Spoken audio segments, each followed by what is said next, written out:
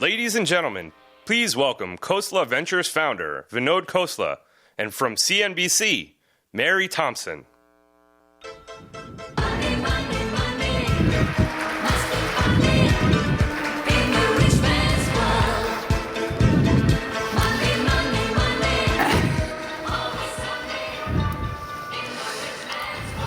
Vinod, this is certainly a treat for me. You are quite a legend in Silicon Valley and beyond.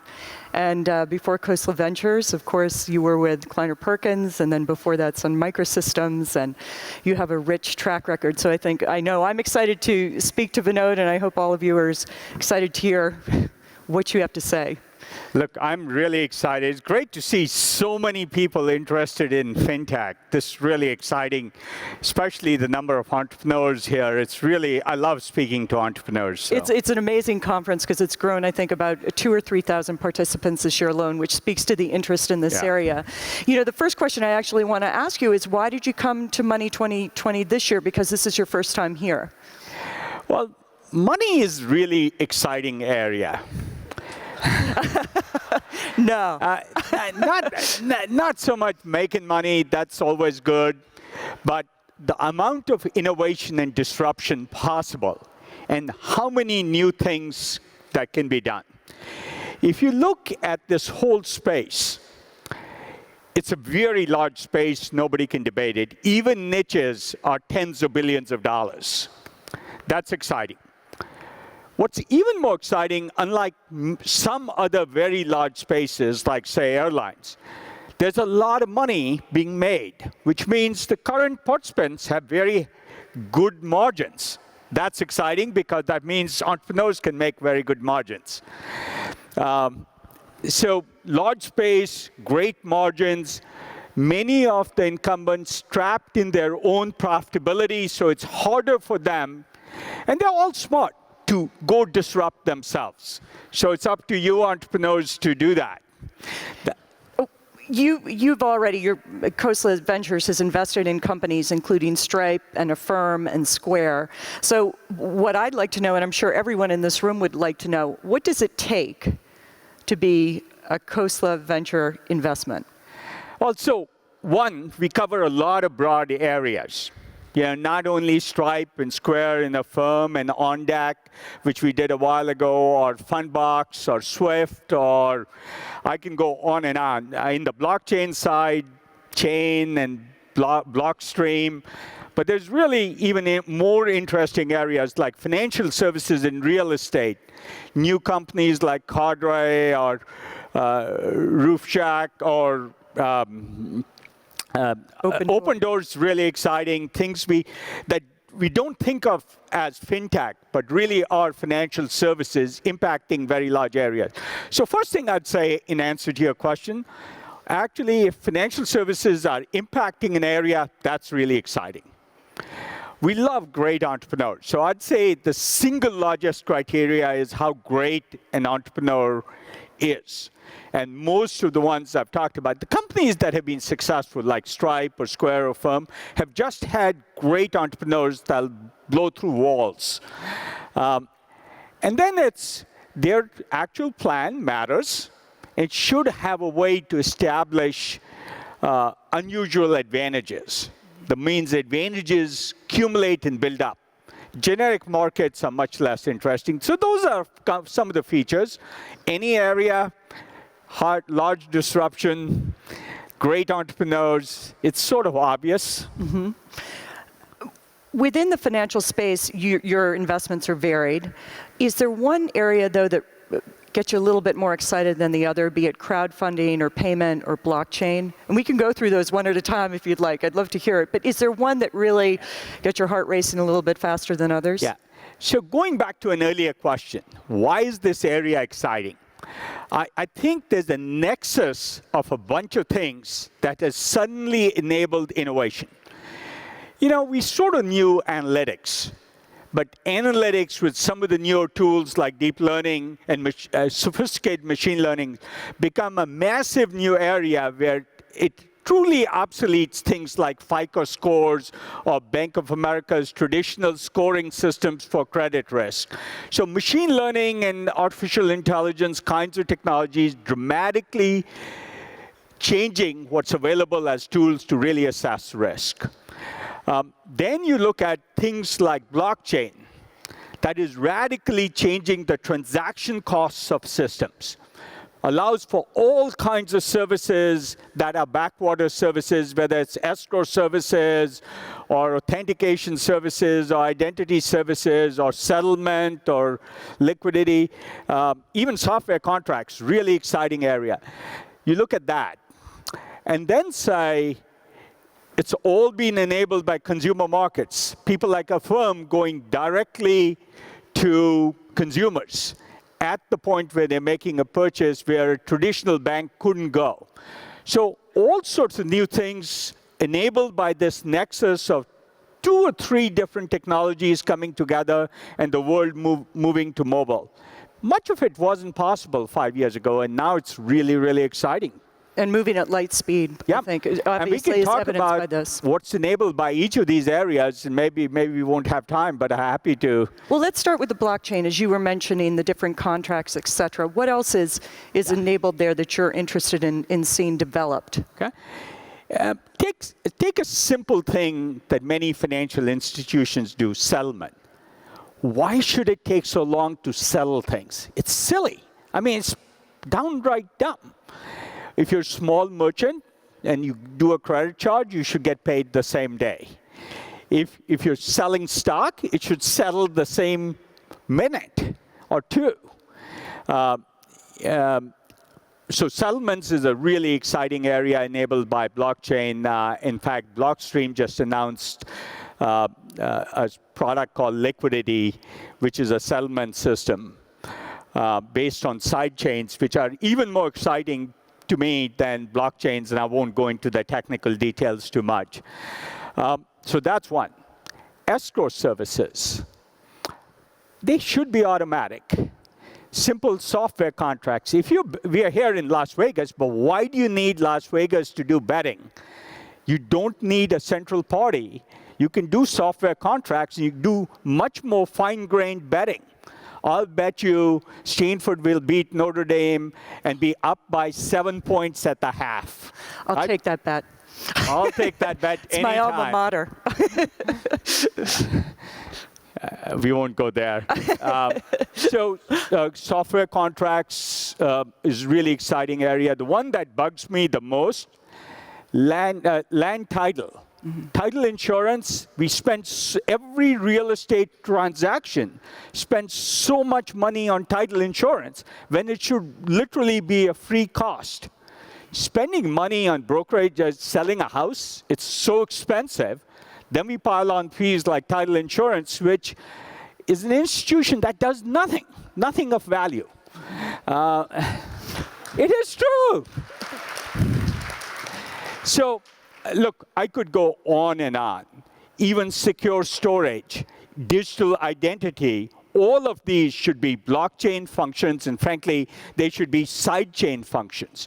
And you can get into very sophisticated versions of sidechains. You can have private sidechains. You can have small community sidechains, not subject to all the machinations of an institutional mining system.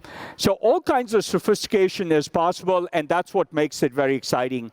I find it hard to imagine that in 20 years we'll need people to do any of these things. I was going to say, how long do you think it will take? Because we've been hearing about it, quite a bit about it, over the last 3 or 4 years since Bitcoin has kind of come to the fore.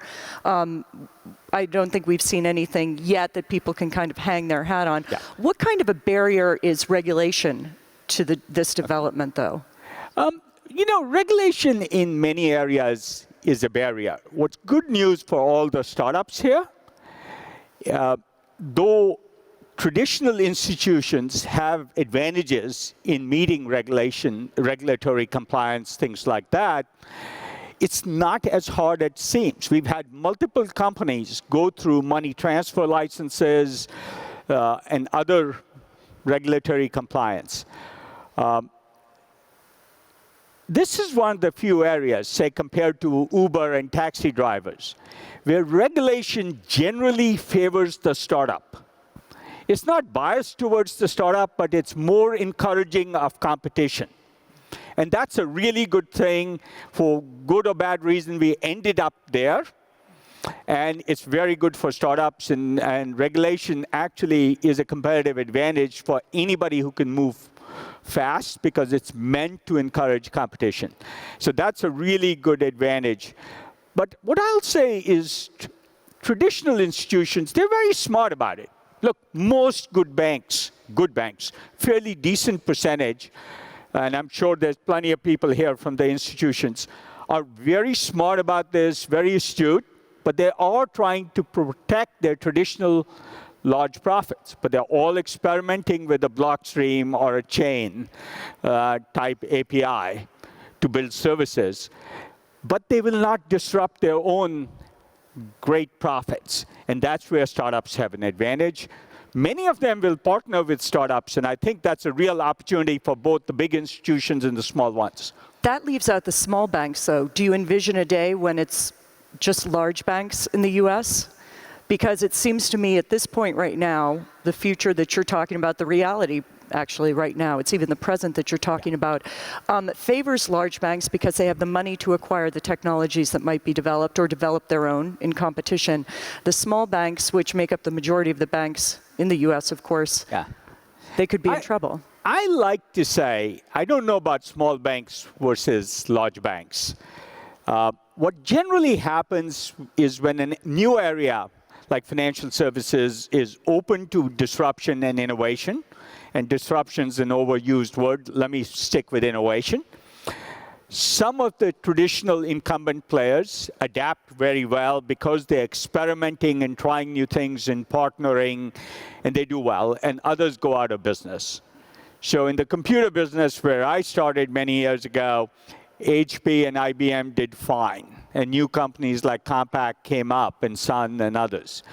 And some, like Data General and Prime and Control Data, went out of business. So I suspect many of the people who are in the business will go under because they failed to adapt. And some will do extremely well because they will use their advantages well. So I think it really depends on the institution, and it probably isn't as dependent on size. Let me just add one more thought. Traditional advantage has been capital, trust, credibility. If you put trust in the blockchain, for example, that's not a big issue. Capital formation is going to become much, much easier for startups. And we are already seeing that in many of the lending startups, capital formations happening much easier. It's a critical function of banks. I don't think we will need large banks for that, and we won't need middlemen, which is just a cost. And much of investment banking is middlemen. The functions that are not valuable will decline. So I don't think that's the advantage. What's an advantage? Willingness to experiment and try new things, not to rest on your fat profits, and be willing to change things and disrupt.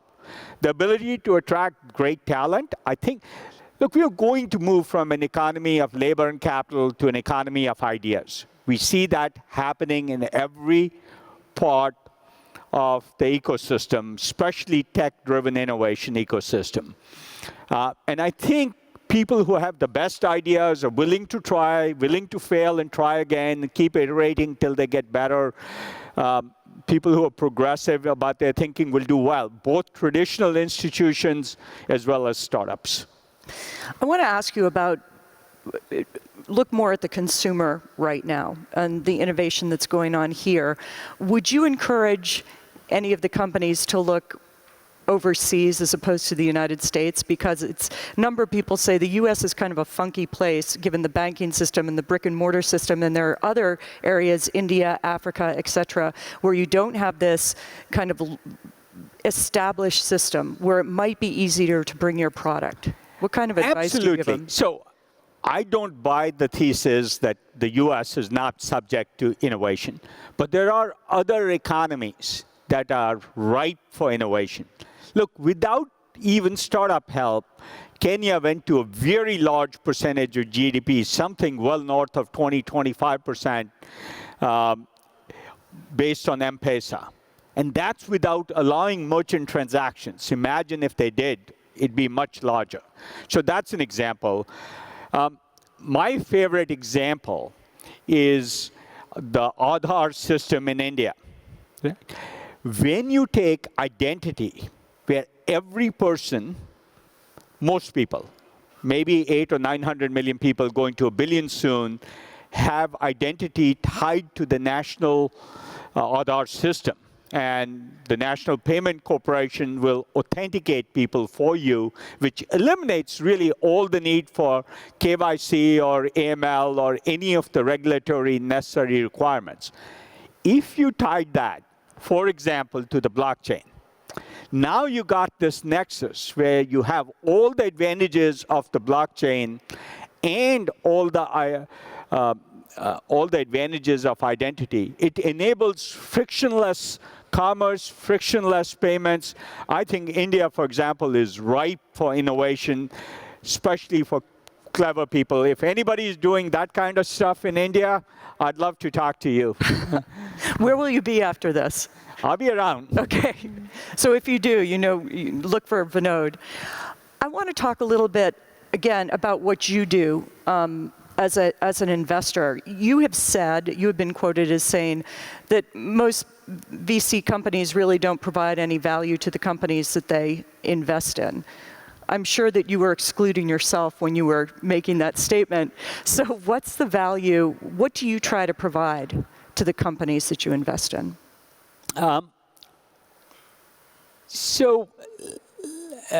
Let me say the following. When you're dealing with innovation, later stages of a company, an investor can help you because they know how to run numbers. For most of the interesting and really innovative startups, there are no numbers to run, okay? And when investors try and do that, they do more harm than good most of the time.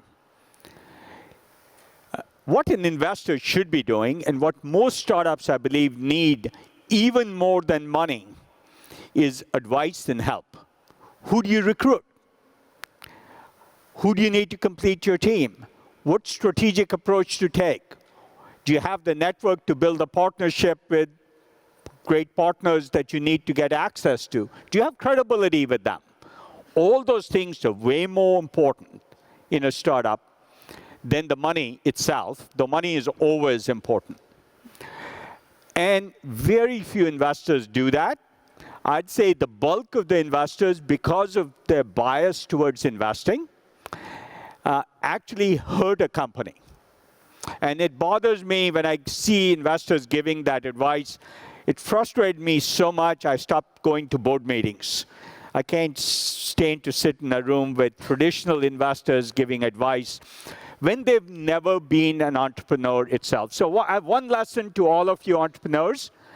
If you get a board member, make sure they've earned the right to advise an entrepreneur by doing something themselves. Many people put junior people on boards and all that. Ask the question, is this board member somebody who's earned the right to advise an entrepreneur, and they haven't earned that right if they haven't gone through that experience of building a company themselves. So when do you know when to pull the plug? When do you know that all the effort that you can make with a company has been made? We're pretty dumb about that, to be honest. But honest.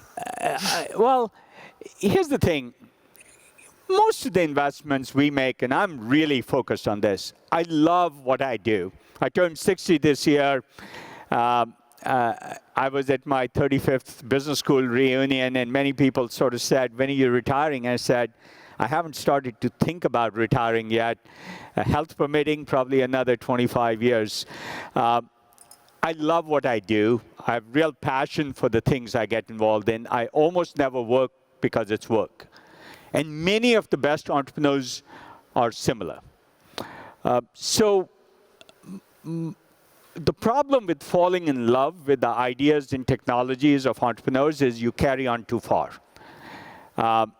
Most people accuse us of going too long with entrepreneurs and funding them for too long. Most of the time, our co-investors drop out when things aren't going well. When things are going well, everybody will be your friend. What matters is who's your friend when things actually start to go wrong. I'd say we take too long. Very often, the entrepreneurs are starting to give up, or the team around the entrepreneurs starting to realize that that's a pretty good sign. It's time to do something different, or sometimes just change strategy. If you could look back, and I'd like to ask you this about the companies that have succeeded and the companies that have failed. So let's start with the companies that succeeded. If there are three things that those companies that have gone on to do well, that they have in common, what are those three things? So one, they build great teams. You know, there's never such a thing as too many great people. Sometimes you'll say, well, managing them is hard. It is. But entrepreneurship is even harder, and having a great team really helps. And overhiring is a really simple way to prevent risk and generate new ideas.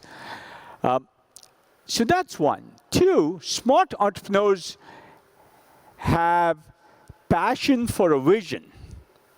And they're obstinate about their vision, but they're really flexible about their tactics. This gets lost in things like MVP or fail early or those kinds. You really have to have a great idea of the kind of innovation you're trying to do. But really smart entrepreneurs innovate and iterate on their tactics. They're not wed to one idea. They're wed to the vision, but not the tactics. So they keep adjusting and iterating, and most of the startups, if you go back, take any fintech startup and read the stories every year for 4 or 5 years, they've changed their tune a little bit, and they're iterating on their tactics. So be obstinate about your vision, be flexible about your tactics, keep iterating. And the last thing, they all start with one thing they want to do really, really well. They don't want to change the world overnight. They get a toehold, a niche, what I call establishing base camp. You never ascend Everest without going to base camp first. So good startups find a place. They get there, build a successful business, but they have a much larger vision, maybe an appetite too large, and they use that base camp to do a much larger ascent. So they build with a smaller vision and then expand it. And they're thinking about that expanded vision very early. So that's pretty typical of great entrepreneurs. Is there, let me just ask, is there one mistake that's common with the failures? Well, so many of you who are startups, and I'll be interviewing Patrick a little bit later today. Many entrepreneurs either get too wed too narrowly to one idea and don't look for feedback. That's usually a common mode. They don't build great teams. That's another common mode. But they also give up too soon. I mean, Patrick did a couple of startups, so we can talk about it when we interview him. Stripe wasn't his first one. Square wasn't the first one that Jack did. Affirm isn't the first one Max did. And not everybody is always successful. We backed Max when he was doing Slide, and that was okay, but it wasn't a big success. But we backed him again because he was a great entrepreneur. Okay. We're winding down on time here, so I want to get a couple of things in. I want you to talk a little bit about real estate and finance, because this is an area that you think a lot of people haven't focused on yet, but you see a lot of opportunity here. So one of the unique things about our firm is if nobody's doing something that we think is very important, we'll assemble a team to do that thing. So one of my favorite ones is Keith Raboy, who's one of our partners. And we tend to have more people who are operators as opposed to investors, people who've been through entrepreneurship themselves. Said, when you sell a home, your broker costs you 6%, and you pile on these other fees, it costs about 8% to sell a house. And what do you get for it? Nothing or very little, and a lot of uncertainty. It might take you 3 months, 6 months to sell a house, other than in San Francisco nowadays. It takes a day, right? So he said, how about we build a service where anybody can sell a house instantly, that means within 24 hours. So Open Door is one that Keith helped originate the idea and built the team around, saying, if you want to sell a house, call them, give them basic information, which won't take you more than an hour, and within 24 hours, you'll have an offer and have guaranteed closed a sale with Open Door. Well, they'll buy your house. Why? Because data science helps them value the house. Electronic systems reduce the cost of the transactions. You don't need traditional big realty offices and cost structures. That's exciting. It's all about risk and data science. How do you value a house? Give the owner a better deal. Many of the people who turn down their offer come back and ask because they've gotten a lower price in the real market, net of commissions and costs. So that's a really exciting one at one end of the spectrum. Let me pick the other end, new company called Cadre. You know, today you'll go to a real estate, if you're a large investor, family office, institutional, you'll go to a real estate fund to go buy into a real estate fund, which will then work with developers or refinance projects. Cadre just said, why do you need the middleman? Why do you need all the cost structure of a Blackstone in there running a realty fund? Why don't we do this directly? They do with machines and intelligence, all the stuff that enables the transaction, where anybody can access any individual transaction, something that would be hard. Those are just two examples. There's a number of things, like I said, we are doing in real estate. But financial services is a big part of real estate. Mortgages should be completely innovated. It's a very large business. How so? Well, so today, most people buy a house, the one they live in, then they want to invest in a second home. What if you could only invest in a tenth of a home? Why shouldn't you be able to do that in one form or another? Incrementally improve, for example. Massive financial business. None of this collaterals and derivatives on derivatives kind of scams that run in mortgages. Just you can be very transparent. You can invest in another house or 10% of another house in your neighborhood, or provide the mortgage piece if you know your neighborhood. These are all inefficiencies in the system because of the manual intensive ways they've been done in the past. So is real estate open for innovation? Absolutely. Is money remittance open for innovation? Absolutely. Is car financing open for innovation? Yes. Small business receivable lending, Fundbox does amazing job because the transaction cost is low. You can take a $1,000 receivable if you're a contractor and factor it. No bank could do it because their transaction costs are so high. So I could go on and on about, there's hardly any area of finance that can't be innovated, renovated, disrupted, whatever you want to call it. I want to get your opinion on one thing that's happened in the financial world this year, the introduction of the EMV, the chip card. You have a particular opinion on this that I'd like to hear. Yeah, so, you know, there's times when all the major institutions agree on something. It's usually a compromise. To be honest, excuse my language, really a bastardization, something really screwed up. EMV seems to be one of those. So, right? And it's a good note to end on. And it's a good example of how things happen, right? So, all these backroom boys agreed on something and missed one thing. What does the consumer want to do? The EMV experience for the consumer is not a great one.